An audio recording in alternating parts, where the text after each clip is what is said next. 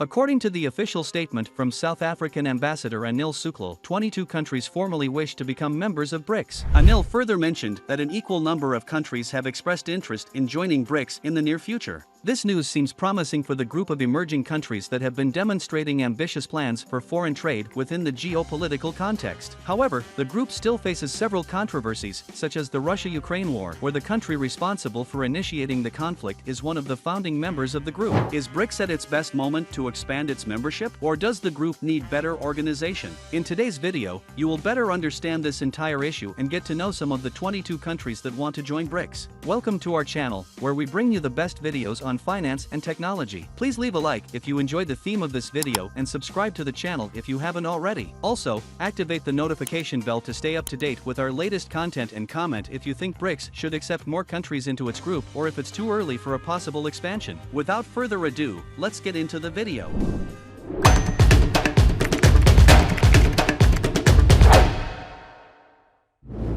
BRICS. BRICS is an important economic and political alliance that brings together 5 countries from different continents: Brazil, Russia, India, China, and South Africa. The name BRICS is an acronym formed by the initial letters of each of these nations, and its establishment was based on principles of cooperation, dialogue, and joint development. The group was created in 2001 and had its first official summit in 2009 in the city of Ekaterinburg, Russia. Since then, the group has become an important international forum, seeking to enhance collaboration among member nations in various areas, including economy, politics, science, technology, education, and culture. The countries that make up BRICS encompass different socio-economic realities, histories, and cultures. However, they all share significant potential for growth and global influence, and together represent a substantial portion of the world's population and have considerable weight in the global economy. One of the main goals of BRICS is to promote cooperation and mutual development among its members through strategies such as trade partnerships, investments, bilateral agreements, and joint initiatives. It is important to highlight that BRICS is not a political military alliance, but rather a space for dialogue and exchange aimed at expanding opportunities and jointly addressing global challenges. The group has a more economic focus and aims to develop and establish strong trade among its members and the rest of the world. This is evident in its project to create a new gold-backed currency,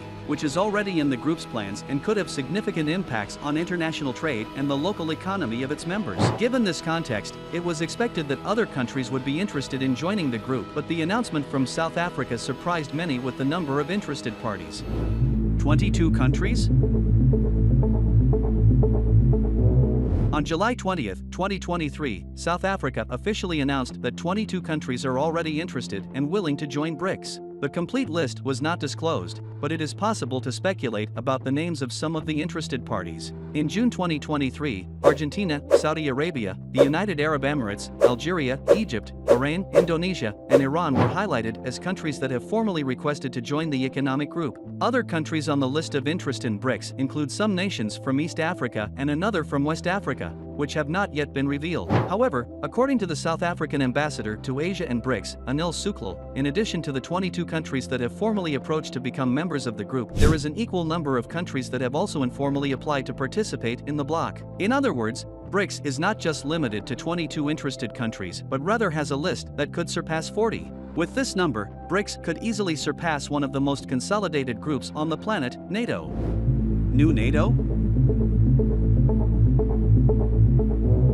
A question that may arise in this entire context is whether BRICS can truly achieve sufficient relevance and possibly become a new NATO. Created in 1949, NATO, North Atlantic Treaty Organization, is a military and political alliance that brings together various countries with the goal of promoting security and stability in the North Atlantic region. NATO was formed in the post-World War II context, when Western countries recognized the need for closer cooperation to address the growing threats to international peace and security. The main mission of NATO is the collective defense of its member countries. As stipulated in Article 5 of the treaty, an armed attack against one or more NATO members is considered an attack against all, and members commit to provide assistance and mutual support in case of aggression. Over the years, NATO has adapted and expanded its activities beyond collective defense. It plays a significant role in promoting political dialogue, strengthening military cooperation, managing international crises, and combating terrorism. Currently, NATO has 31 members, including the United States, Canada, the United Kingdom, Germany, Belgium, France, Spain, and several other countries, with the vast majority being European countries. However, the context of NATO is different from that of BRICS. While NATO is a military organization, BRICS is an economic alliance, and despite the comparison between the two groups making sense at first, at least in theory, they are distinct groups. The purpose of BRICS is different,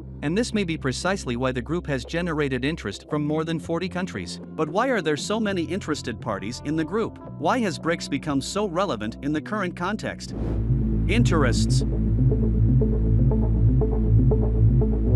Being part of an economic group can be crucial for achieving greater development, and this is precisely the opportunity that many countries see in BRICS today. This development would, in reality, be a two-way street, as the addition of more than 40 new countries would make BRICS an even more powerful and economically diverse alliance. This expansion would bring greater demographic and territorial weight, increasing its capacity to influence international trade, finances, and geopolitical decisions. The inclusion of various emerging and developing countries in BRICS would create a collective force capable of driving new markets and economic sectors. The combination of natural resources, labor, technology, and knowledge could stimulate the growth of industries and promote innovation in various fields. Another positive aspect is that with more members, financial cooperation within the group could intensify, promoting greater integration of banking systems and the creation of mechanisms for joint investment. This could undoubtedly facilitate the financing of infrastructure projects, renewable energy, and other sustainable development initiatives worldwide, significantly improving the quality of life in all member countries. A relevant factor would be a greater influence on international trade, since an expanded BRICS would have a higher capacity to negotiate trade agreements as a bloc, seeking greater market openness and reduced tariff barriers. The reality is that the countries already part of the economic bloc are increasingly expanding their international relations, and countries seeking to join would have greater opportunities and support in their foreign trade. Undoubtedly, it would be a significant advancement for all involved, placing emerging countries increasingly on the path to becoming developed. However, not everything is rosy, and this strengthening of emerging economies seeking a larger space in the international scene would certainly have some consequences, especially for countries that are already considered global powers, such as the United States and some European countries. This would undoubtedly generate at least some controversies.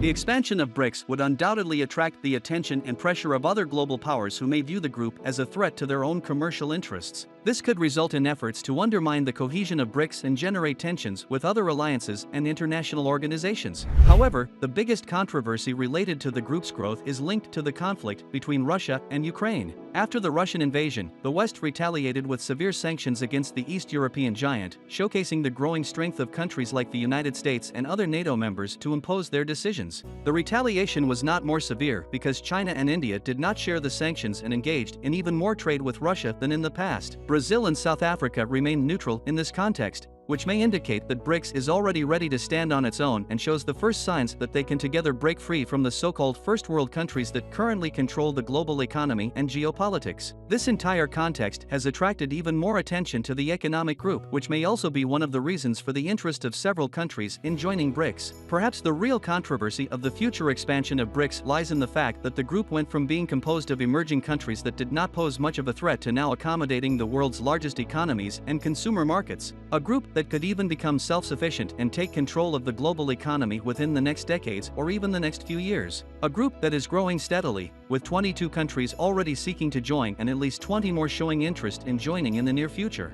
Something that certainly impacts the businesses and economies of countries that are already established as global powers. But what about you? What do you think about BRICS? Do you believe that the group could become even more relevant in the coming years? Or do you find it very challenging for emerging countries to surpass economically developed countries? Do you think it could become one of the largest economic groups with the addition of new members? Leave your opinion in the comments. I'm very interested to know what you think about the matter. Also, leave a like if you enjoyed this video and subscribe to the channel if you haven't already. Also, don't forget to hit the notification bell to stay updated on all the latest content on our channel. A big hug, and see you in the next video.